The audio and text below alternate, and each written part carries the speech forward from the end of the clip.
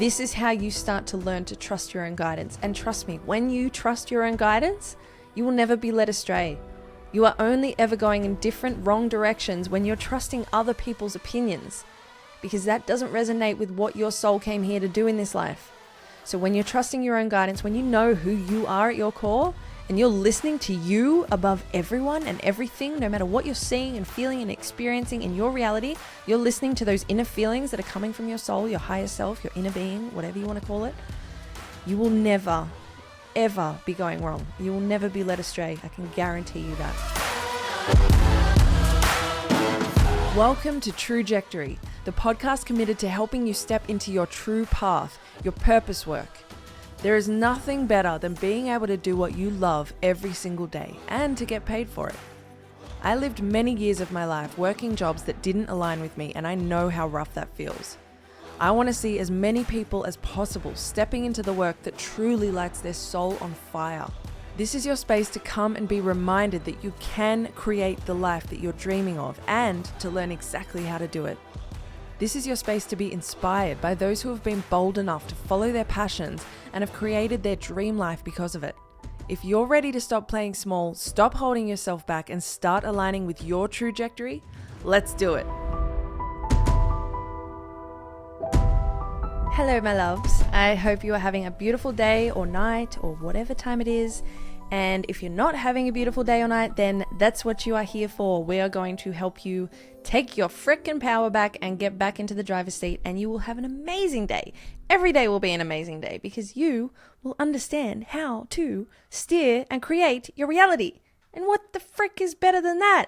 Being able to create everything that you've ever wanted, everything you dream of effortlessly. Like, that sounds like fiction. I know. Trust me, I know. And this is why I research this stuff so much, because I know how crazy I sound when I'm telling you that you can freaking create the dream life that you have in your mind. You can. So if you didn't listen to last week's episode, solo episode, then check that out, because that's where we break down and really simplify the law of attraction. And you can sort of understand more how important your thoughts are, how to then switch what you've been thinking and all of the programs and patterns you've been running on to start creating the reality that you actually want.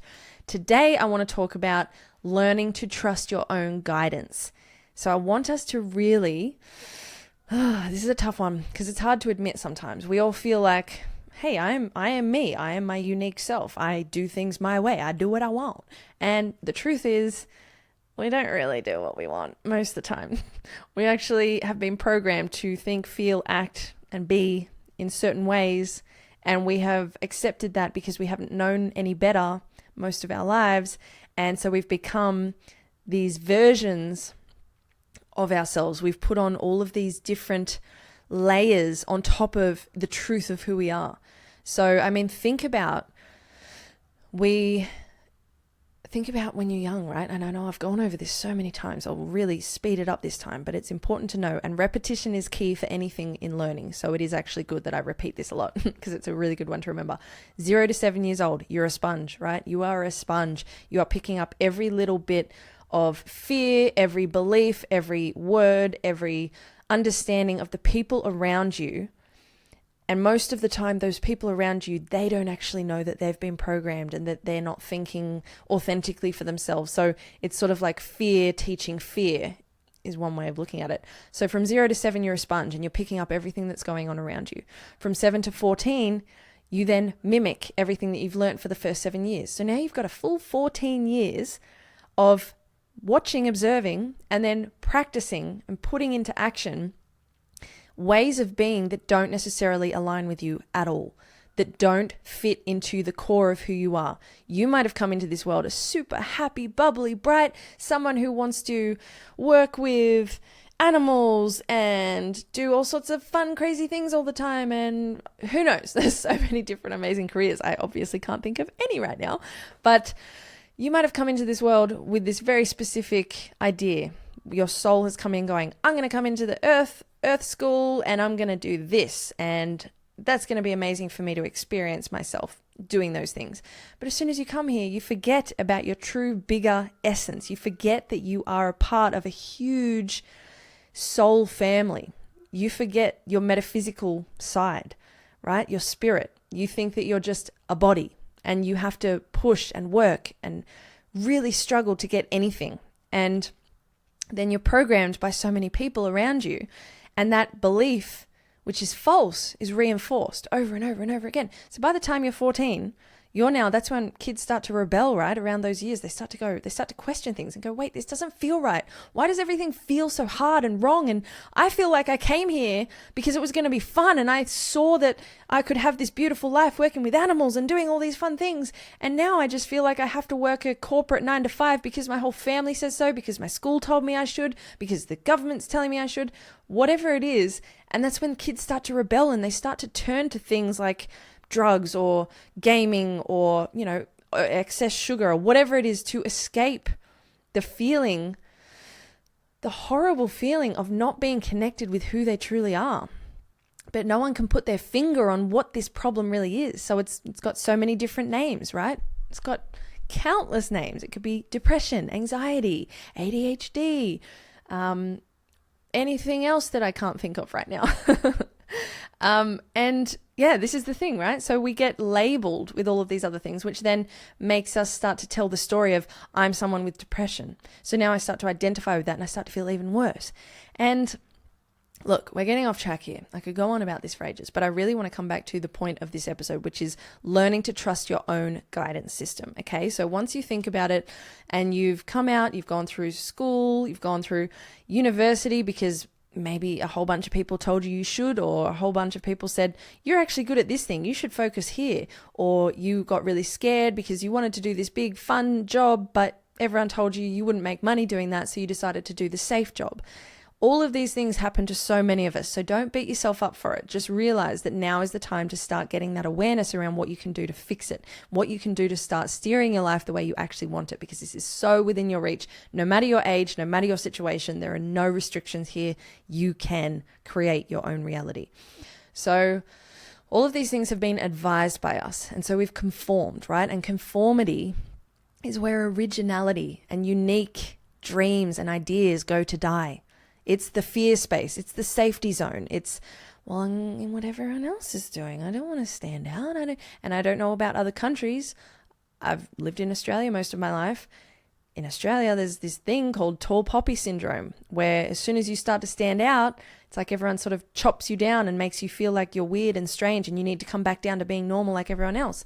And that's just a sign that they're not happy with their lives necessarily. So people who aren't happy with their reality, see someone else striving for something bigger, striving for something that makes them happy, that makes the other people uncomfortable, because it reminds them that they could do the same thing, but they haven't. And they don't want to be reminded of that. So remember, whenever you're not fitting in, that's actually the best thing for you. And it's actually the best thing for everyone else as well, even though it doesn't feel like that. And it certainly is not reacted to in such a manner. People will usually get triggered by you trying to go outside of the square. But when you are trying to fit yourself within someone else's square that has been created by other people, that doesn't even resonate with you at all, that's when you start to lose more and more of your identity, and you start to feel more disconnected and more miserable on this life. And we don't want that. That's what we're steering away from. So we've got to stop seeking the rules and the guidelines and fearing judgment that you're doing it wrong, right? This is where all of the distortions, the uneasy emotions, the frustration, the low energy, the burnout, that's where it all comes from, by trying to fit your unique self into rules made by others. Hey guys, I hope you're enjoying this episode, and I hope you're getting a lot of value out of it. I would love to ask you to take just a couple of seconds out of your day to please rate and subscribe this channel. Whether you're on YouTube, on Spotify, on Apple Podcasts, whatever streaming platform you're on, if you could take a couple of seconds to just rate and subscribe, I would be so grateful.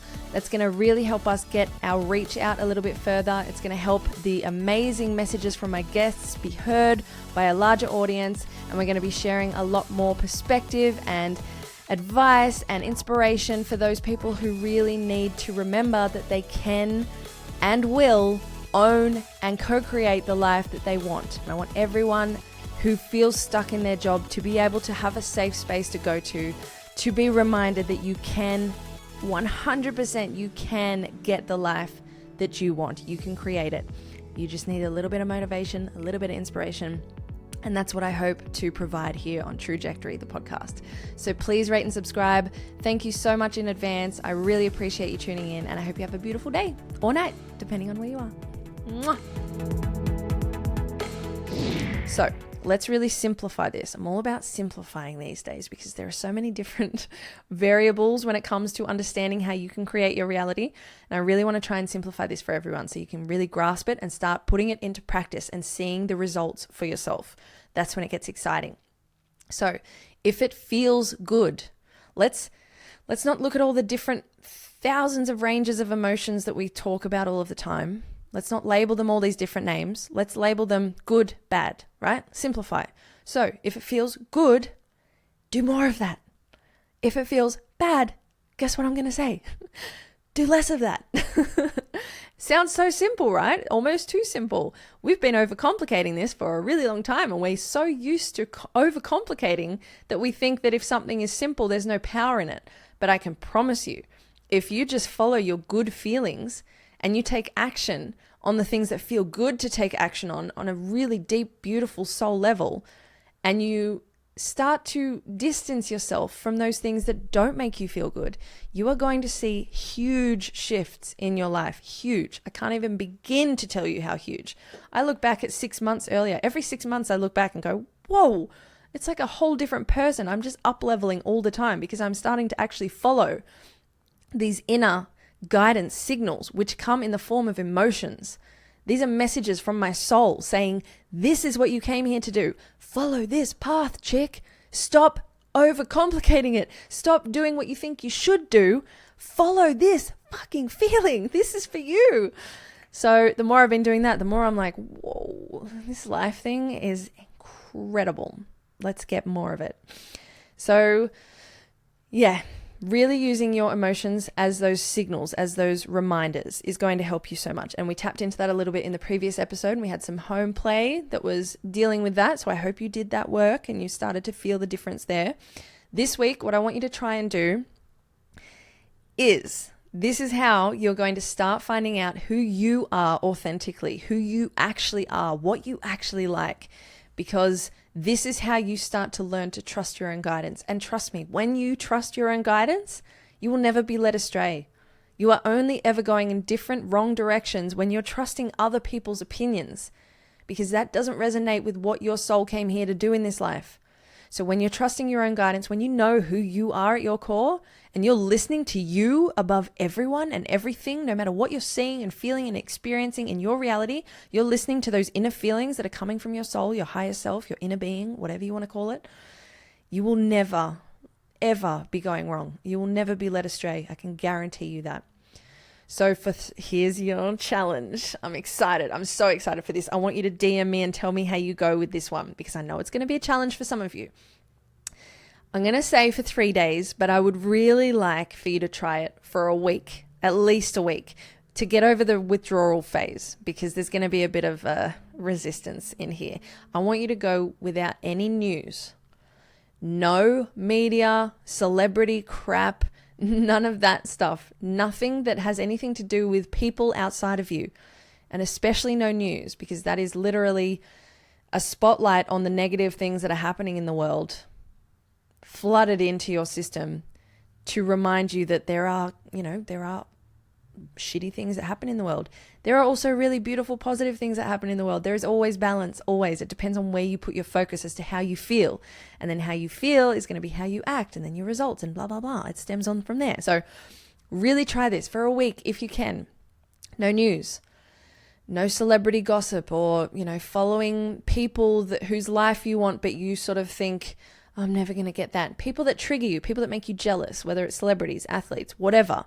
It could even be friends of yours. Unfollow people or mute them on social media that are not lighting you up. Really make sure that your feed, your Instagram, your Facebook, whatever it is so purely there as a resource to light you up. So every time you go on there, every single person you're following makes you feel better about yourself. And there are so many channels and so many content creators out there now that do this. So there's no excuse of saying, oh, there's not enough people that make me feel good. There are so many beautiful channels now. The world is changing. There are a lot more people becoming aware of the power of positive thought and sending positive messages rather than fear-based neg everywhere. So we're going to go no news, no celebrities. You're going to clean up your social media feeds to make sure that there's only people that are empowering you on there.